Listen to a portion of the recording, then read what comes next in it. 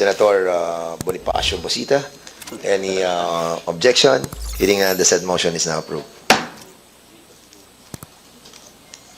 The next item of our agenda is the acknowledgement of members, resource persons, and guests.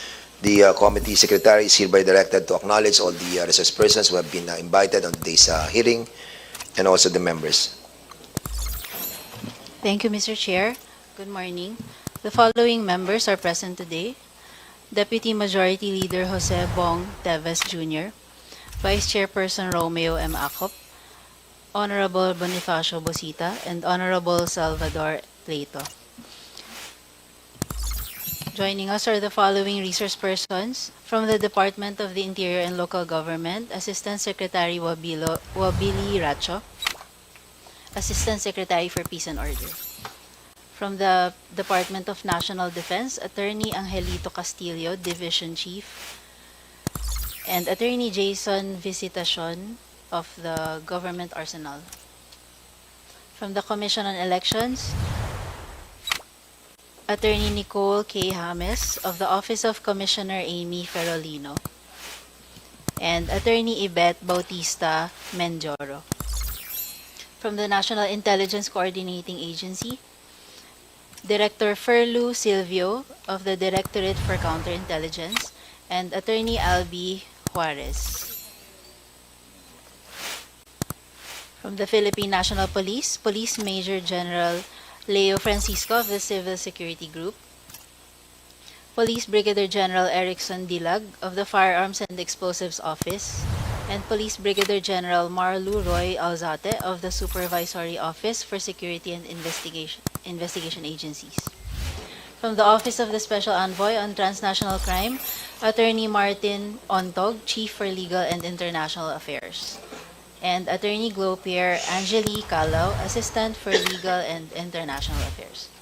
From the Arms Corporation of the Philippines, or Arms Corps, Ms. Cristina Tuason, and Ms. Gina Marie Angangco of the Firearms and Ammunition Manufacturers Association of the Philippines. From the Association of Firearms and Ammunition Dealers and the Philippine Practical Shooting Association, Mr. Alaric Topacio.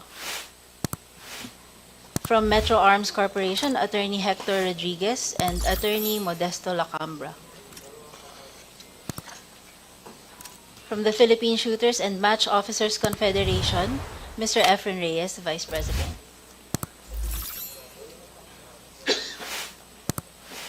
We also have Captain Norman Fabia of the 7th Marine Brigade. From Philippine Ricochet Lines, Mr. Charles Khalid Rico. From Pistolerong Pinoy, Mr. Paul Ong Teves. And Advocate for Better Gun Rights, Attorney Brian D. Tokgo. That's all for now, Your Honor. If I missed anyone, kindly. Yeah. Is there anyone whose presence was not acknowledged? If none, we're going to proceed to the next item of our agenda. And the next item of our agenda is the preliminary remarks of the chairperson. Good morning. Good morning po sa ating lahat. Welcome to the meeting of the Committee on Public Order and Safety. Ang ating tatalakayin ngayong araw ay ang tatak na proteksyon ang mga mamamayan. Kasabay ang pagpapahalaga sa karapatan ng mga legitimate gun owners. Ito ang mga prinsipyo na gagabay sa ating usapin ngayon. At sisikapin nating balansihin ang mga prioridad ng ating bayan. Napapanahon na ang ating usapan ngayon dahil sa gun ban na naging epektibo ngayon, kahapon, January 12, 2025, at magtatagal hanggang June 11, 2025. Maraming nagsasabi na ang mga responsable at lehitimong gun owners lamang ang pinapahintulutang humawak at gumamit ng kanilang firearms sa panahong ito. Ngunit ang gun ban ay pinapawalang bisa lamang ang mga lumalabag sa batas, mga manliligalig at mga kriminal. Nais po natin na mabigyan liwanag ang mga issue na ito upang mabawasan ang election-related violence na dinaranas ng ating bansa. Bago po tayo magsimula ay nais kong magpasalamat sa ating mga kapwa mambabatas at sa ating mga resource persons sa inyong paglalaan ng oras para sa ating talakayan. umaasa ako na tayo magkakaroon ng isang masusing deliberasyon. Maraming salamat po. And the next item of our agenda is the initial deliberation of the following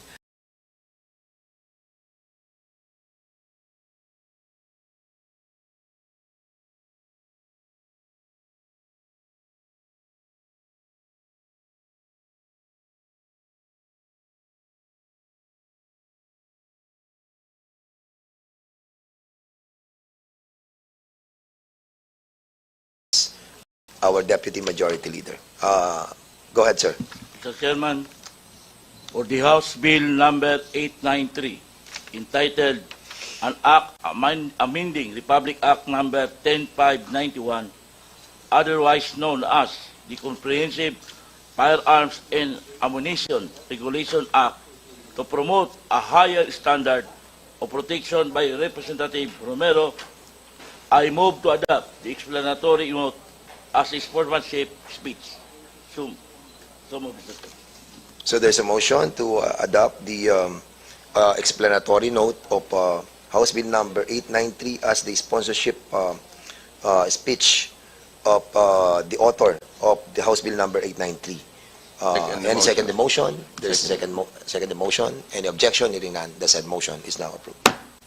The next House Bill number for our deliberation is House Bill number 9718, and in here we recognize Congressman Plato for Thank the you, Mr. Chair. sponsorship speech. Go ahead, sir. Thank you. I move that the explanatory note of my province mate, Congressman Brother Eddie Villanueva, be adopted as his explanatory speech. Thank you, Mr. Chair. There's a motion to adopt the explanatory note of House Bill number 9718, authored by Brother Eddie Villanueva. Any second the motion? Second motion, Mr. Chair. There's a second the motion by Senator Bonifacio Busita. Any objection? Hearing none, the said motion is now approved. The next item, or the next House Bill number, is House Bill number 1141, authored by this representation. So I'll be turning over temporarily the chairmanship to Chairman Acop. Sir, can you preside temporarily as I deliver my sponsorship speech? Thank you, Mr. Chair, and you're recognized to deliver your sponsorship speech. Ito ka na. Dito na ako. Sigurado ka. Okay. So, basahin ko na rin po, no? Ito ating explanatory note. Republic Act number 10591, also known as the Comprehensive Firearms and Ammunition Regulation Act, recognizes the right of qualified private citizens to self-defense through the use of licensed firearms, and the need to provide legal support to law enforcement agencies in their campaign against crime, stop proliferation of illegal firearms or weapons, and the illegal manufacture of firearms or weapons, ammunitions, and parts thereof. The intent of Republic Act 10591 is to account for and register firearms in accordance with the requirements of state laws and regulations. Included are provisions that regulate the manufacture, import, and export of firearms and its essential accessories.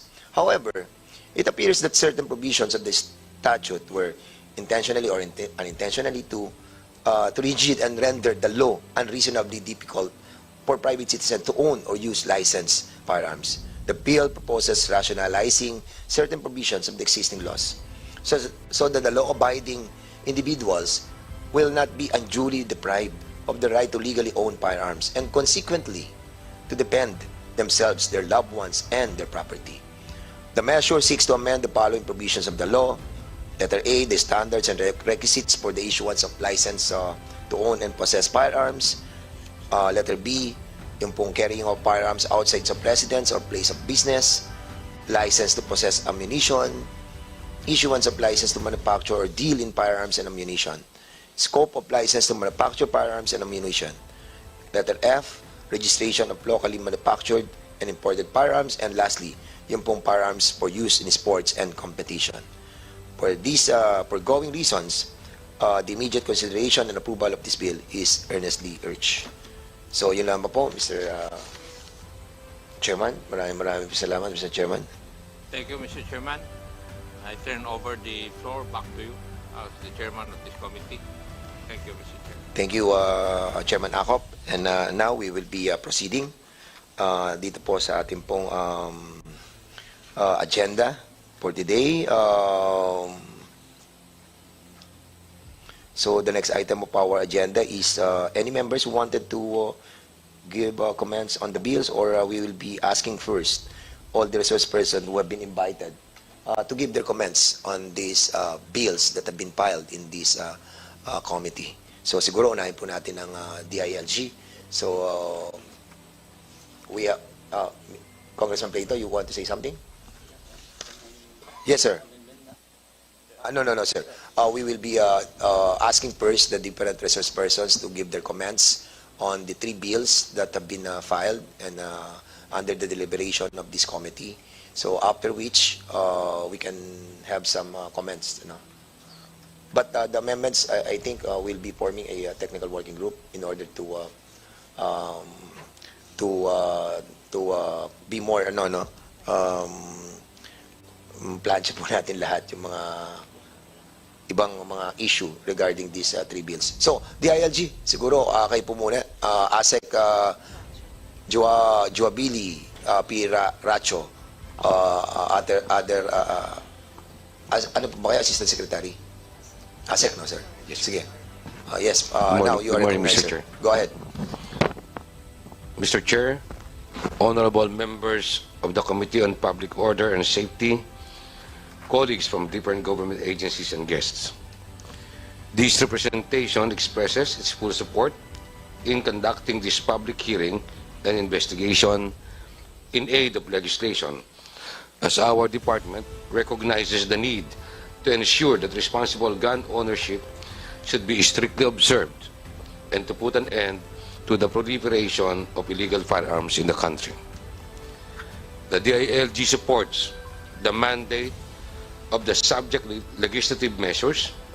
These bills seek to introduce a comprehensive and dynamic approach to RA 10591 to address the pressing demands of the modern society in order to promote a safe and violence-free environment to our citizens.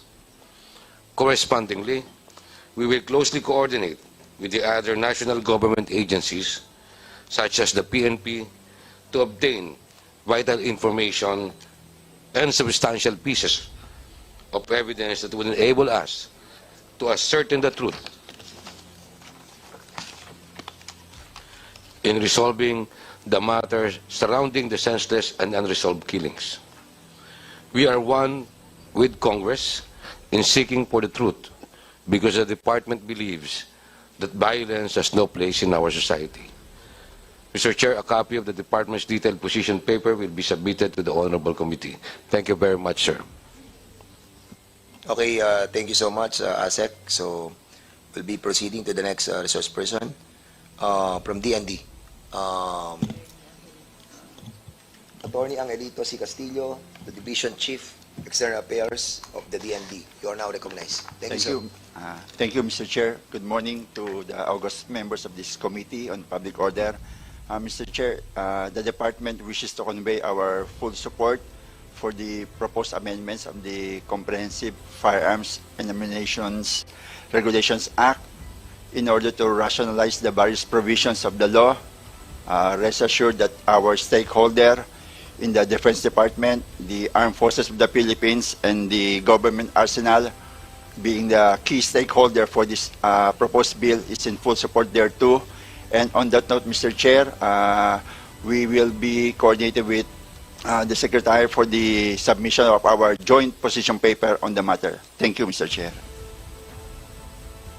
Okay, salamat po, DND. So we have invited also the COMELEC. Napapanahon na po kasi dahil nga po ganba na kahapon. So tama, we have invited also the COMELEC. So we have here Attorney Nicole. Kay James, you are recognized and give your position on this matter. Thank you. Mr. Chair, Your Honors, and everyone present here po, good morning. So, the COMELEC fully defers po to the wisdom of the Honorable Committee and the Congress in amending the Comprehensive Firearms Law. Rest assured that the COMELEC will faithfully fulfill its constitutional mandate of administering and enforcing election laws and other election-related laws.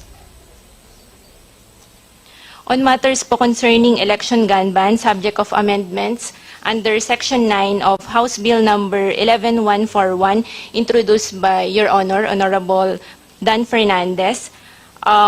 We already drafted our initial position paper po, but it's still for review by the Commissioner in charge of the COMELEC Gun Ban and Security Concerns Committee. And after which po, it will be submitted pa po to the COMELEC and Bank for its approval. So may I, with the kind indulgence po of this Honorable Committee, may I respectfully request po that we be given more time po to submit our official position paper. Okay, so we will be waiting, because in a while we will be creating a technical working group on this matter.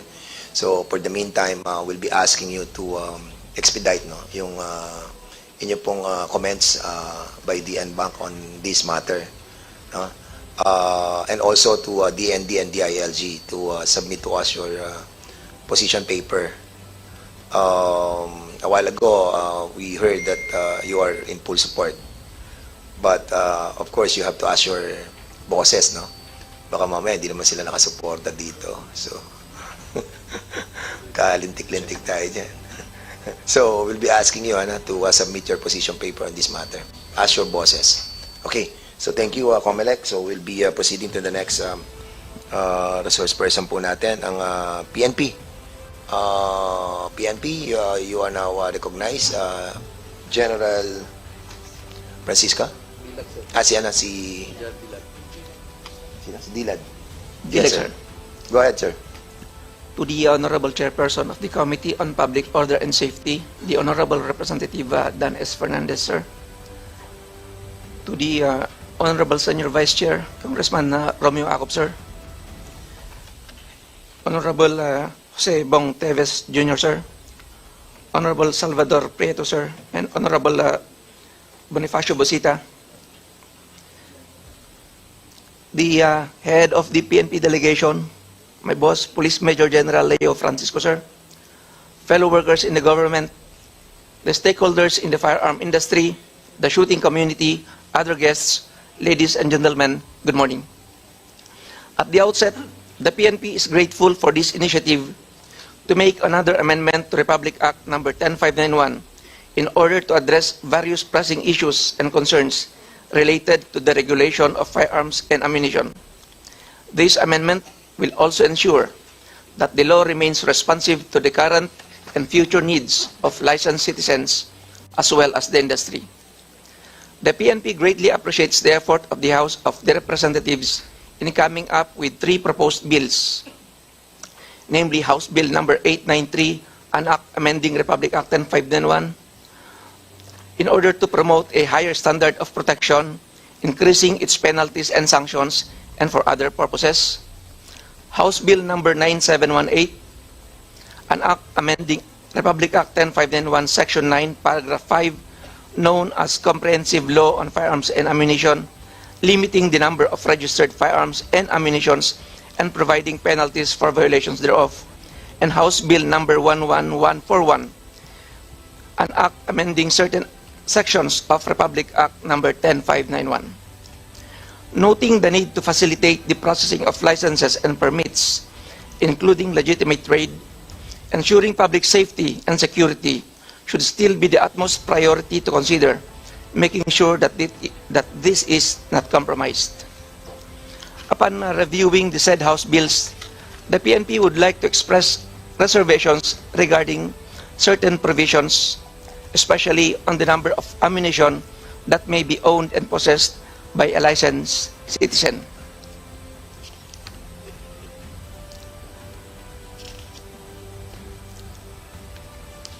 With this reservation, however, the PNP is open to further discuss the details of this concern with the end view of having a consensus that will not compromise public safety and security and taking into consideration our social responsibility as a good and law-abiding citizens of this country.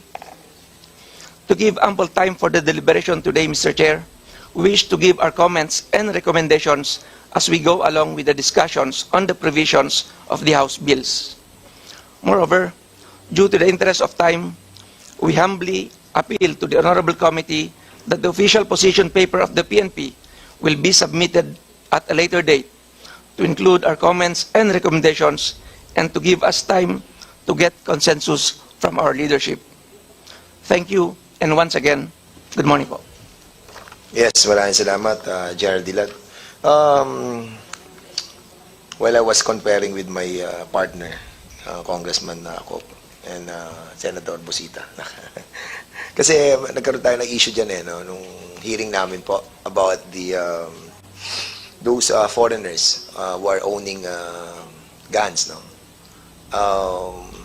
Kasi maraming balita that, can you kindly give us an estimate on how many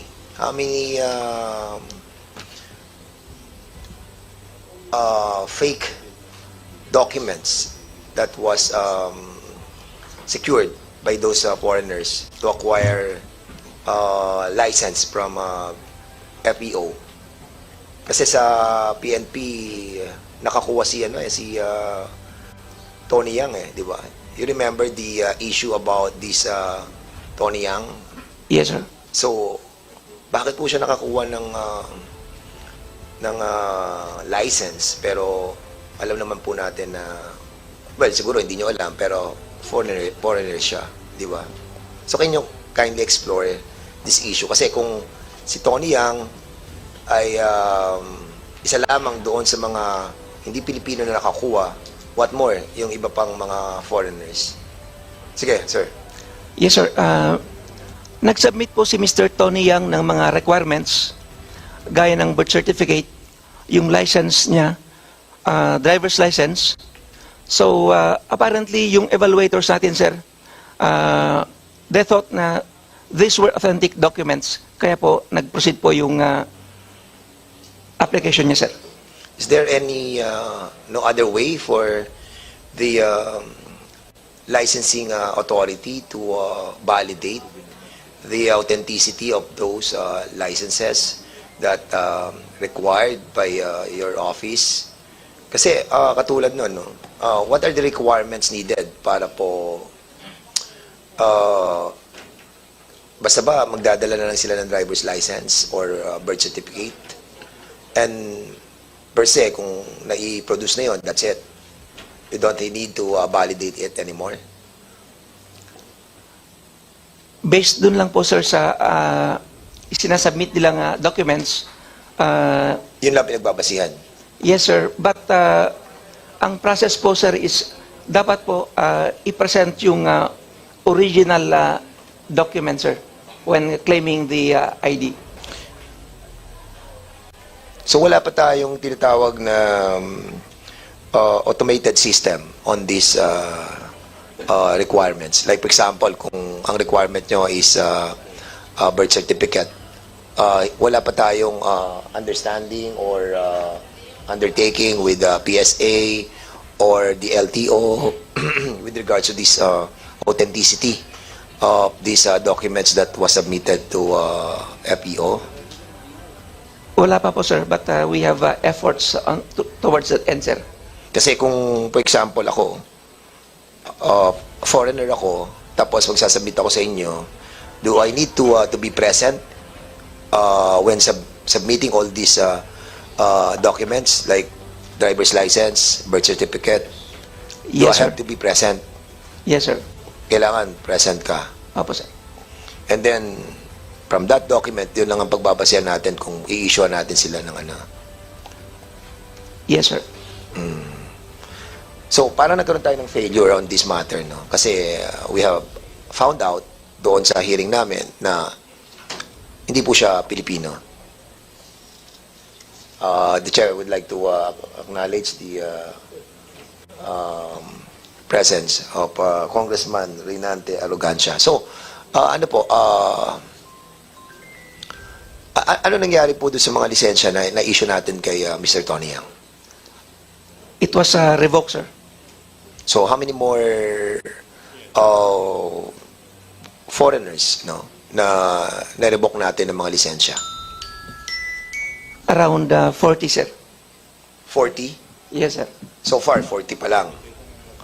But meron pa po tayo mga ibang tinitignang mga personalities. Yes, sir. Continuous po yung effort natin, sir, na mag-validate po, sir. How about yung mga brothers ni Mr. Tony Yang? Sila Michael Yang, sila ano? Na-issuean ba natin sila ng mga licenses? No, sir. Wala. Yes, sir. We checked already on that matter, sir.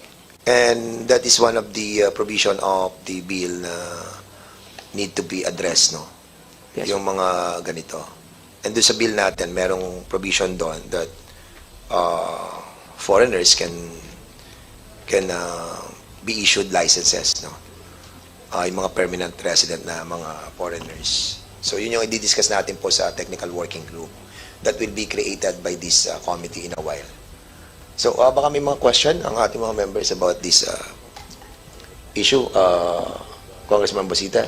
Mr. Chair, you actually, wala you po are akong- recognized. Thank you, Mr. Chair. Actually, wala po akong questions to any resource person. Mr. Chair, may I move to create technical working group? We will be asking muna yung ibang pang resource yes. person. Sorry, and then Mr. we'll Chair. be, Yes, recognizing you. So, Mr. Chair, excuse me. Yes, go ahead. Anyway, sayang naman yung time na binigay niyo sa akin. Mr. Chair, pwede po bang malaman sa FEO? Currently, more or less, may data po ba kayong dala kung ilan yung licensed firearms? Yes, sir. We have data on that, sir. May we know how many? The universal data, sir, is around 2.7 million po, sir. Registered firearms, license. Yes po, sir. Okay. 2 point, To be exact, sir, 2,752,539 po, sir. yes. Mr. Chair, maray bang malaman, meron bang loose firearms? Siyempre. Yes, sir. Based on your data, how many loose firearms?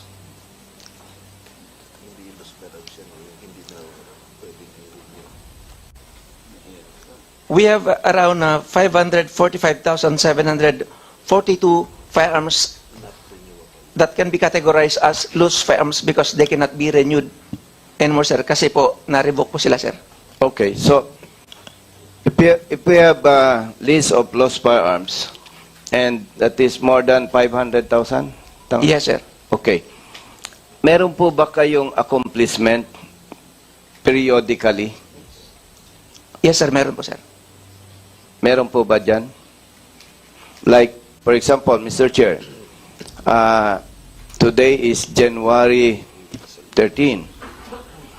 So, last December, ilan po ang accomplishment ninyo against loose firearms? Sir, we'll submit po, sir, yung data after this meeting, sir.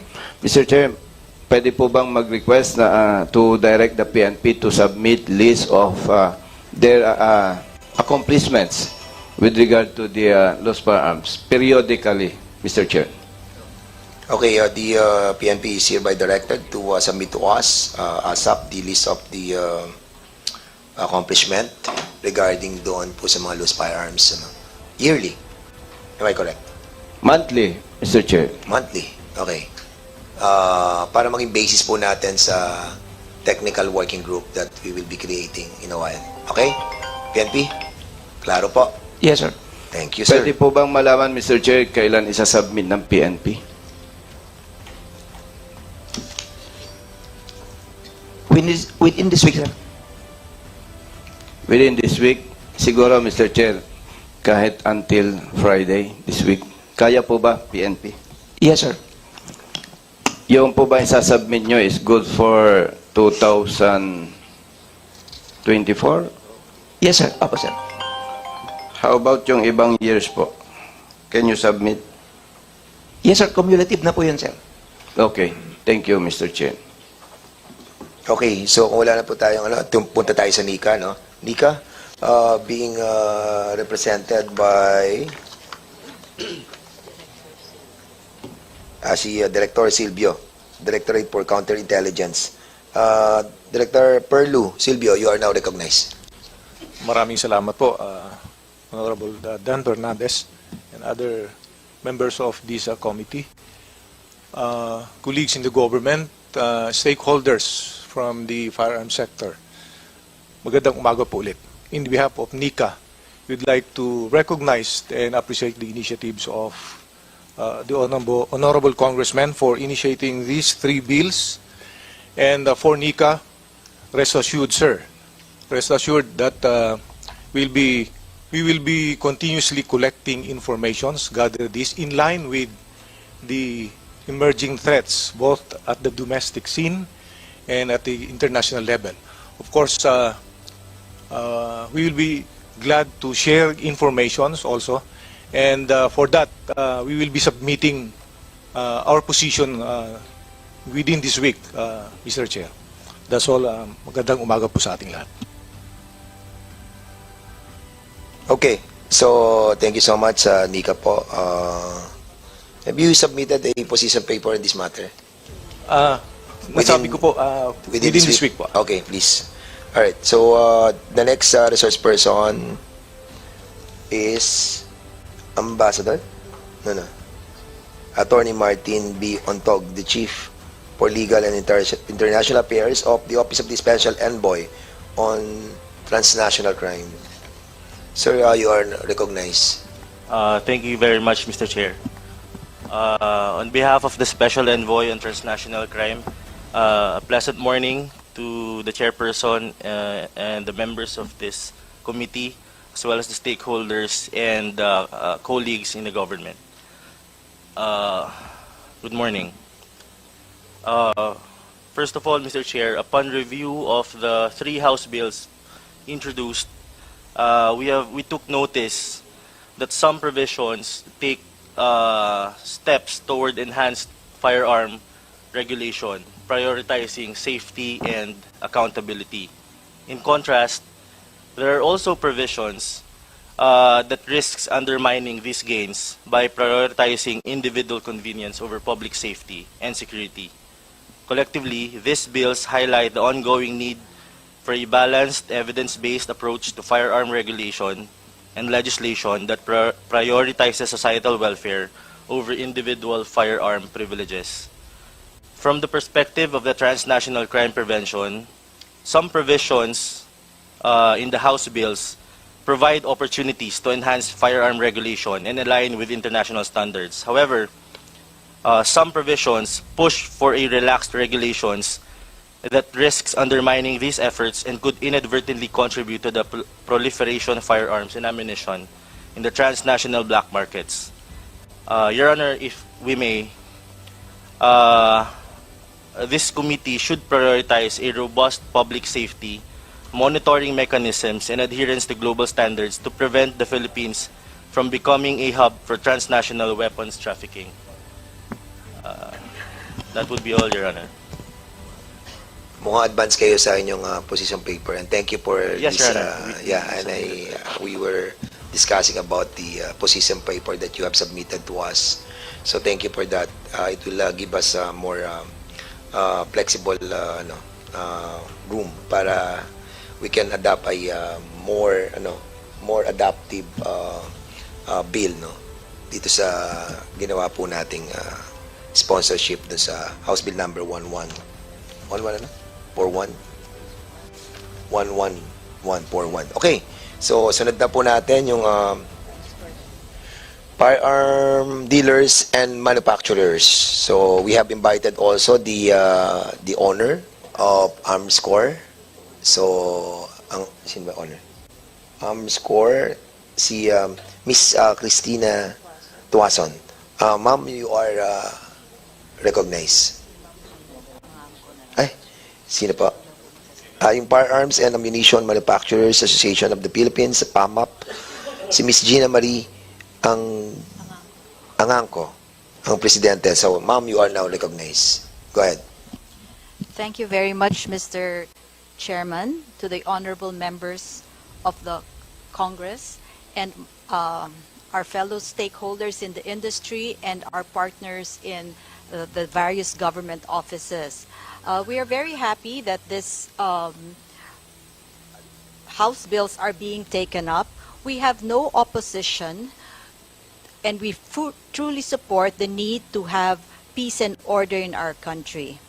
However, we do want to emphasize that there are illegal manufacturers and illegal dealers and owners of illegal firearms that put a bad light on our industry. And we have identified some of the provisions here. Many of them are all right, some of them are not. But we will present a formal position paper once we start finding out what other concerns are. But one of the issues here, do you want to take it up regarding the number of firearms? There is a bill here that regarding the number of firearms that an individual can possess. We have allowed, the PNP or the government has allowed own more than 15 firearms. And there are some who already have more than that. Based on this law number, no,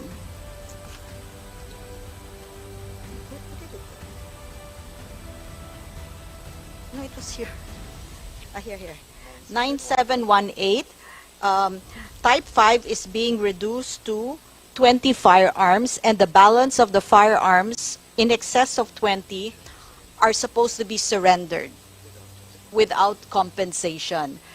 It was allowed, and so these people are not the ones who have committed the crimes.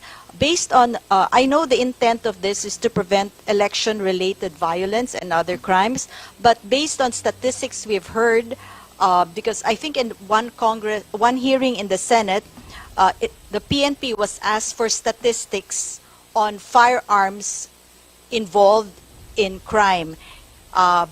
Without that, the latest statistics we've heard is legal firearms only account for 0.005% of the crimes involved in firearms. So this is a very small, of course, every crime is not good, but if we are going to look at the efforts put on controlling and further regulating the legal industry without doing more against the illegal industry, we are being put at a disadvantage when we follow the law carefully. So we'll go, as we go along, we'll maybe request to put our position. Thank you so much, Ma'am Gina. We will be inviting you over on the technical working group. Yes, we'll be very happy to support that. All right, thank you so much. So, we have also invited yung ating pong mga shooting associations and gun owners associations.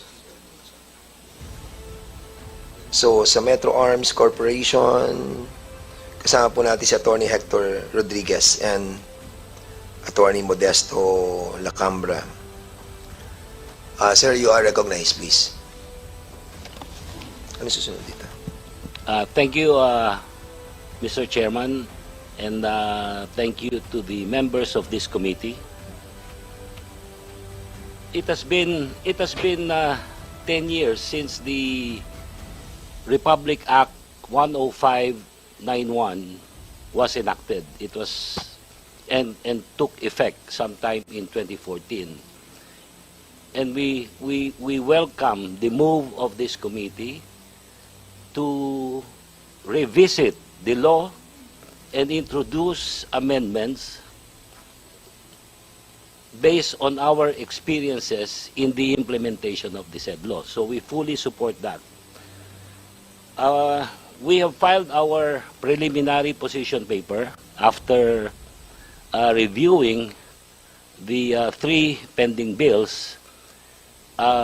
Basically, majority of it, we do not have any comment except that for House Bill number 893 on Section 40 of RA 10591, wherein the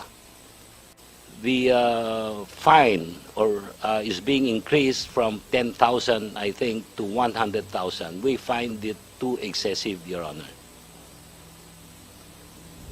On Section 43 on the final amnesty,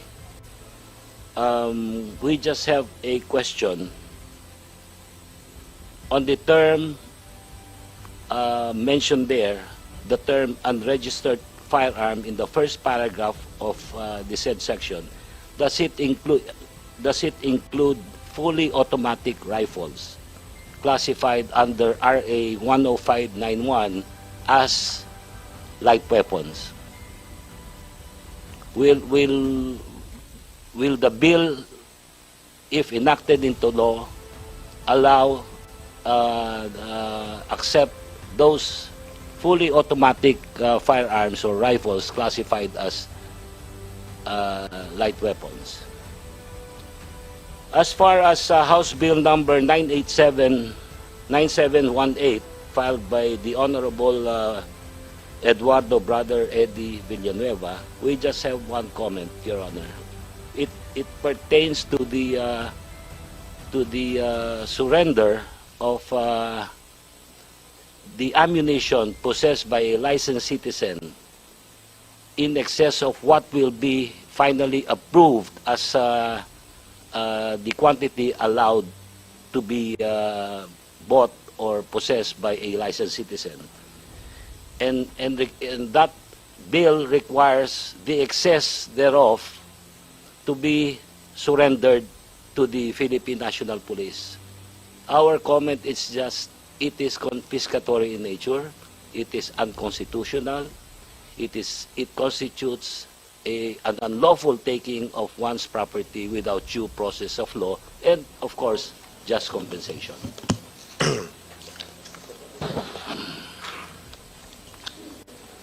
As far as House Bill number 11141 filed by the Honorable Chairman, just a few comments, or some of which are questions and clarification. As far as on the proposed amendment to Section 3Y of 10591, which states in part, permit to carry firearms outside of residence, refers to a written authority issued to a licensed firearm by the Chief of the PNP, or a duly authorized representative, or by the Chief of RCSU, which entitles such person to carry his or her registered or lawfully issued firearm outside of residence. For question or clarification, under the above quoted provision, will the Chief of the RCSU still need to be authorized in writing by the PNP Chief before she can issue a PTCFOR to a licensed citizen?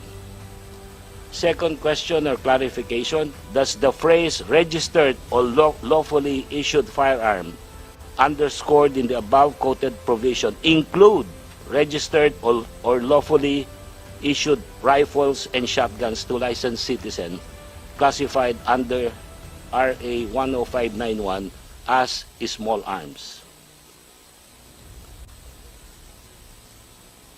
On Section 5 of the amendatory bill amending certain provisions of Section 13 of RA 10591, the proposed amendment as written in the last paragraph of page 7 of the amendatory bill states, upon approval of the license to manufacture or otherwise deal in firearms by the Chief of the PNP or a duly authorized representative as the case may be, the same shall be transmitted to the FEO of the PNP, which shall issue the license in accordance with the approved terms and conditions upon execution and delivery by the applicant of the required bond.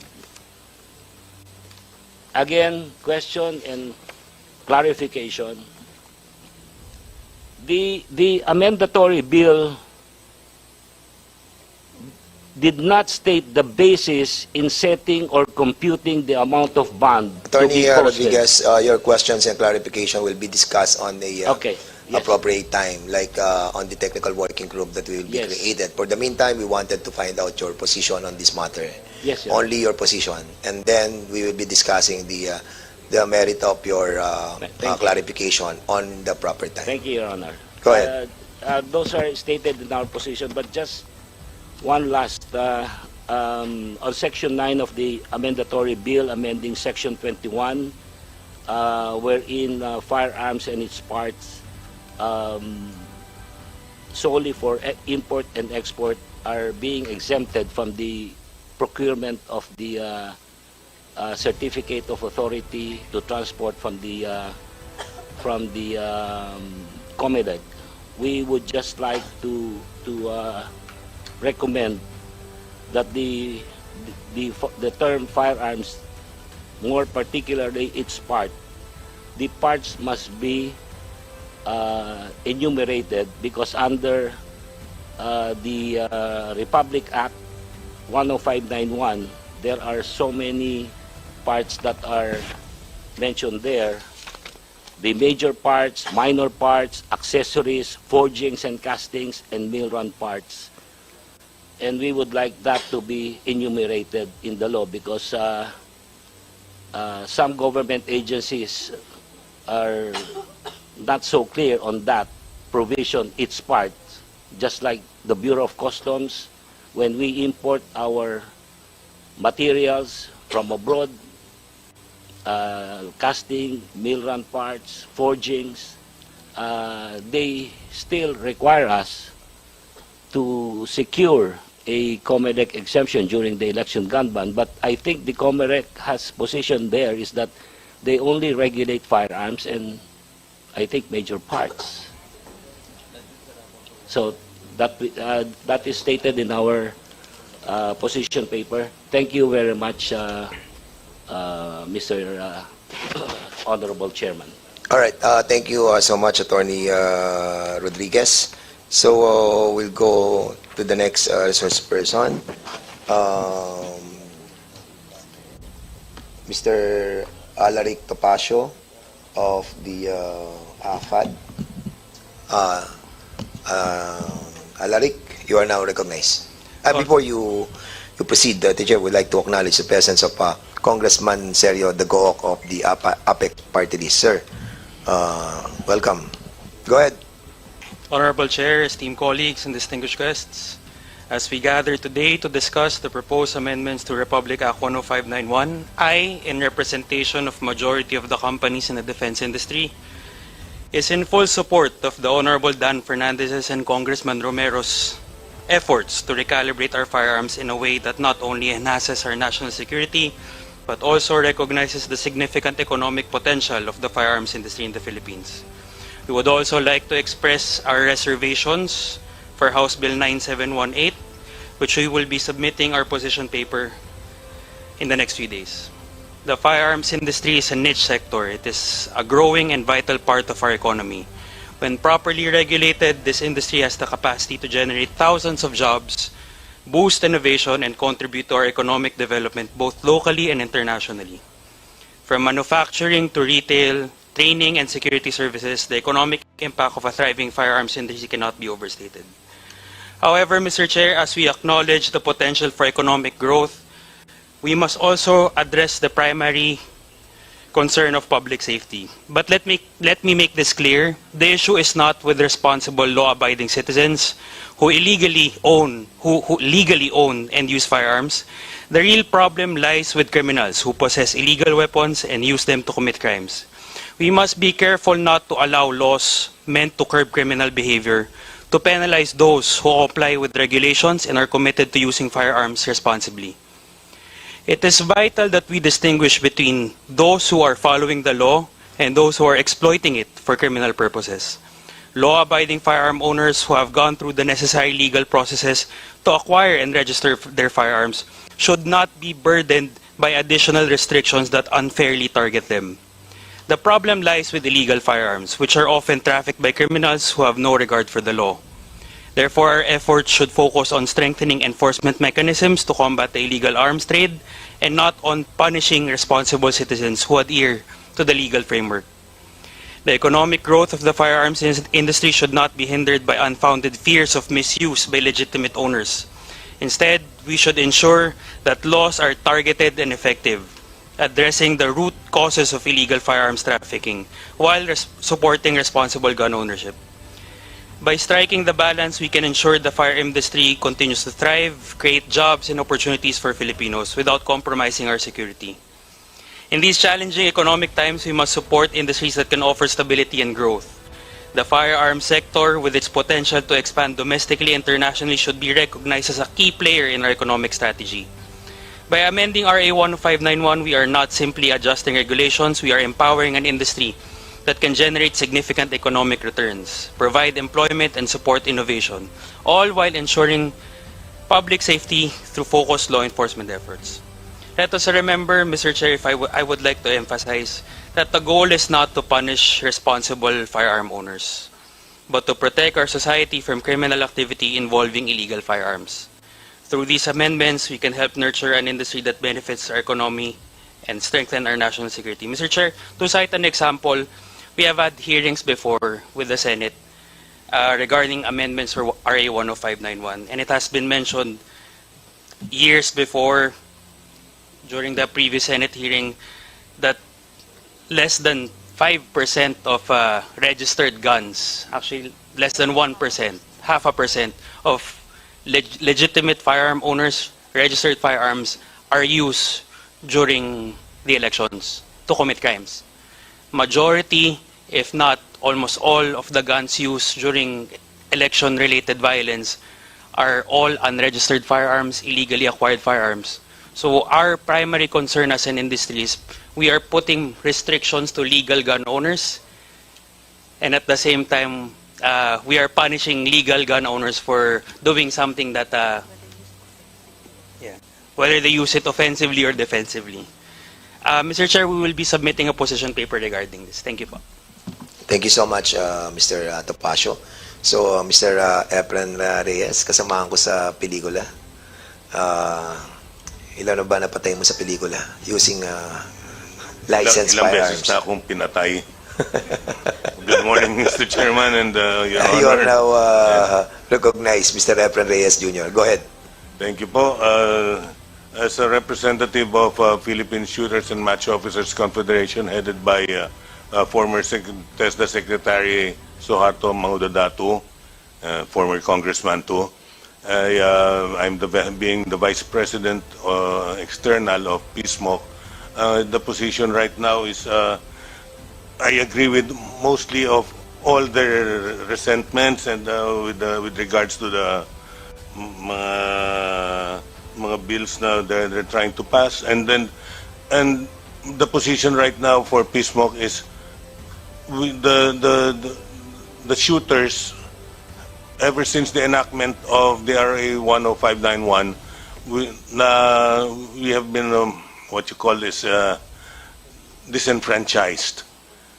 Nawala na po ang karapatan ng mga shooters with regards to permit to transport.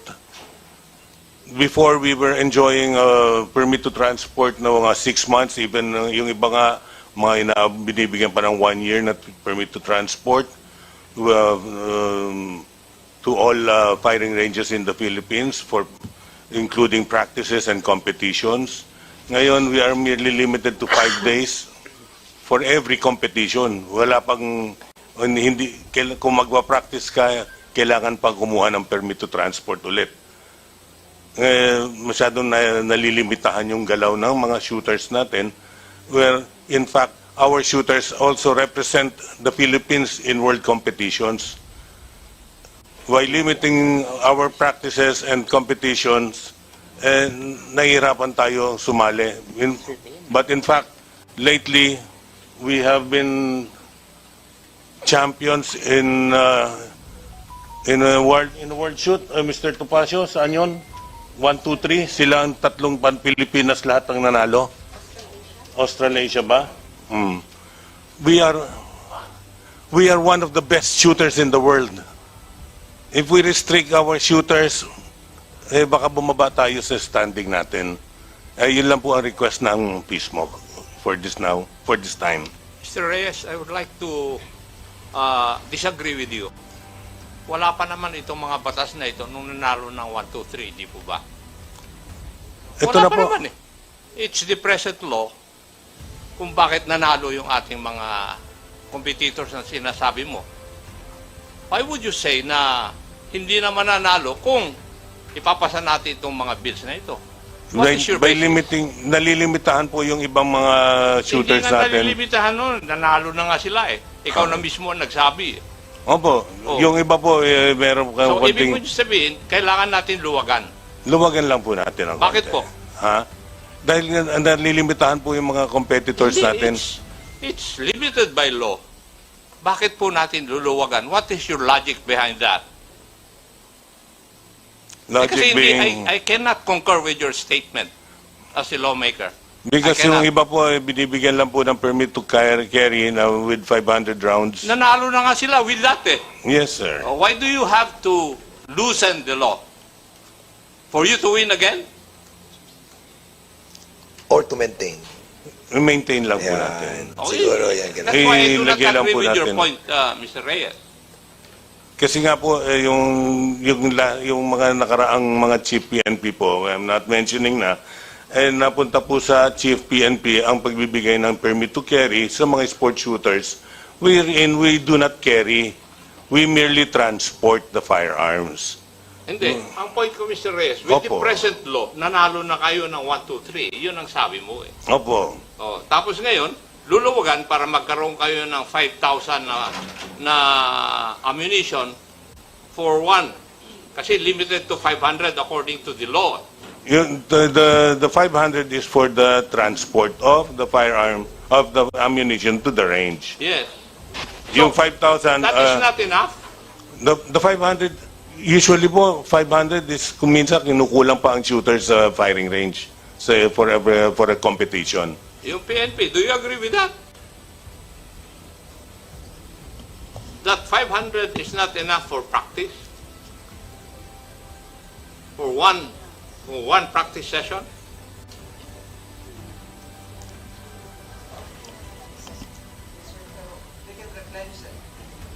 Under the law, they can replenish? Oh, what's the problem?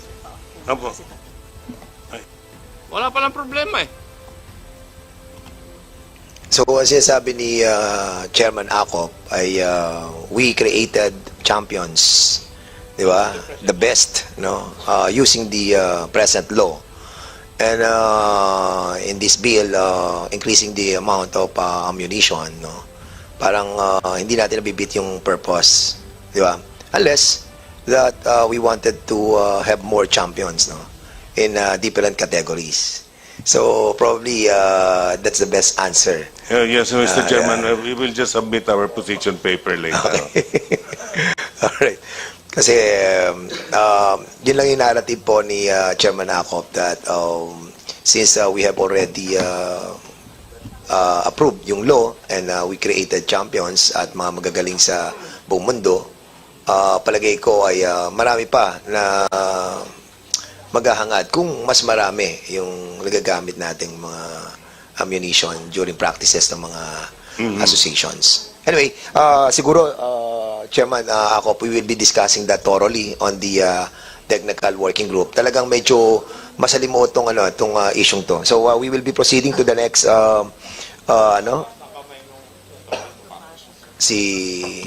Mr. Topacio, are you raising your hand? Yes. Okay, go ahead, please. Mr. Chair, to answer the question lang of the good Congressman Acop, I think si Mr. Reyes, hindi niya masyado explain. A lot of these shooters during the gun ban and most of the time when they practice, a lot of them are in the US because in the US, they don't restrict ammunition. If you talk to any shooter here in the Philippines, especially those who compete abroad, I mean, my brother is part of the national team for shotgun, and he can only bring a certain amount of rounds during practice rounds. The minimum amount of ammunition, if you want to train competitively, if you want to go to the World Cup, if you want to join the Olympics or the SEA Games, is at least 1,000 to 1,500 rounds a day. And we are only being allowed, I believe, if you're a sport shooter, 500. And during that time, Mr. Chair, even if you replenish, it takes probably a week at most to get a permit to transport. Whereas if you're a competitive shooter and you're representing the Philippines, you would need to practice almost every day if possible. So I think that is the reason why these proposed amendments are being kaya siya linalatag po sa inyo, Mr. Chair. It's not only to allow yung amount of ammunition to be owned, but also most of the reason is because sport shooters really need to practice with a lot of ammunition. And bear in mind po, Mr. Chair, with the increase of ammunition na pinopropose po dito sa House Bill, from what we understand, this does not only include the civilians. Because as gun stores po, whenever we sell ammunition, even to law enforcement, may it be the PNP, NBI, PDEA, AFP, when they buy ammunition in their personal capacity, we can only sell them 50 rounds. Okay. That's understandable. Now, Mr. Chair. before, sige, Congressman Acop, then Congressman Plato. Kasi yun lang ang provided for by law and you have to abide by that. Di ba? That is what the law says. Otherwise, criminal cases will be filed against you if Yes. you violate that. Yes. That's why we support the amendment nga po, Mr. Congressman. Thank you po. All right. So we will be medyo umiinit na ang ating discussion and that's the reason why we need to create a technical working group on this matter. Kasi Chair. medyo contentious yan. Pero because we have an existing law and we have to follow it, and that's the reason why meron tayong amendments na gagawin natin. But of course, it Mr. will be also debatable on the technical working group. Congressman Plato, go ahead. Mr. Chair, thank you, Mr. Chair. Ito lang question ko, I would like to direct Mr. Chair sa mga gun owners, itong mga gun clubs. Mr. Chair, yung bang Mr. Reyes, meron ba kayong mga, tuloy ba, yung mga continuing seminar tungkol dito sa mga, kasi nangyayari dito sa umpisa lang ang seminar.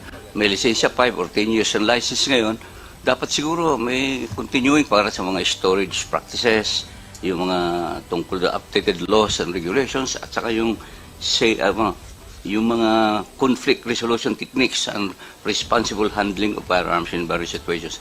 Meron ba tayong ginagawang seminar o doon lang sa umpisa? Sa umpisa lang ba? Meron naman po mga gun ownership na na mga nagpapa-seminar. Sino ba yung mga nagpapa-seminar sa responsible gun ownership? Merong isang group na kina 5-0 ba? Unfortunately, 5-0 is not here to what do they call the group?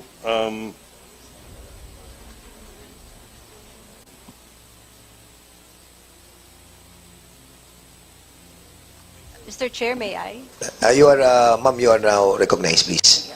Sir, before one can get a license to own and possess firearm, they have to go through a gun safety seminar. Yeah, of course. However, along the way, many of the firearm dealers and those also who conduct shooting ranges have classes very often, which the enthusiasts are free to join, whether they want to learn more about how to properly shoot or more also on proper maintenance and law, following the law regarding the firearms and ammunition that they have.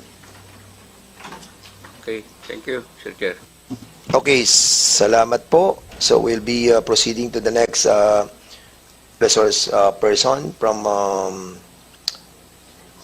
Mr. Charles Khalid S. Rico. Nandito po siya? Okay, sir, you are now recognized. Thank you, Honorable Chairperson, for having us. My name is Charles Khalid Rico, and I represent the online community of Philippine Ricochet Line. This is a YouTube and Facebook community that talks about Philippine gun laws and gun ownership in general. This is a 12,600 strong community, and we also are allied with the Jose Rizal Adventures. This is an online community that has over 56,000 subscribers in YouTube. So first off, I would like to express my gratitude for having us here. And just as a high-level overview of our stance on the House bills, first off, we are very thankful that we are having this discussion on amendments for RA 10591. think this is very important to helping us all come to an agreement on how we can improve things so that we can make things better for law-abiding gun owners. So, first off, I would like to note that there are 3 Senate bills, just as a high-level feedback on what we have so far. For House Bill 00893, and this is the House bill that that requests, for example, amendments be made to increase the penalties on notification of lost firearms and on notification of address changes. We would like to express our reservations and even opposition to this, and we believe that we want to incentivize reporting of lost firearms and not to penalize it.